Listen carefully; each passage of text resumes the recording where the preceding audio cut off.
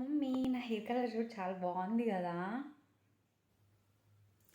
ఏంది ఆ కలర్? నువ్వు ఎట్లున్నావు? ఏదో ఉగాండాకెళ్ళి వచ్చిన పిల్లలు ఎక్కువ ఉన్నావు అసలు.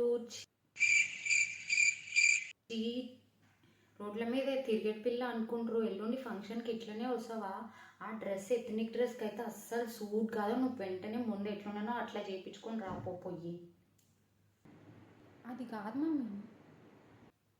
అదంతా అయితే నాకు తెలియదు. నువ్వు ఏదేమైనా సరే ముందు ఎట్లున్నానో అట్లా చేయించుకుని రా, లేకపోతే ఇంట్లోకి కూడా రాకు, వెళ్ళిపోయి ఏమన్నా చేసుకో, సరేనా? పో.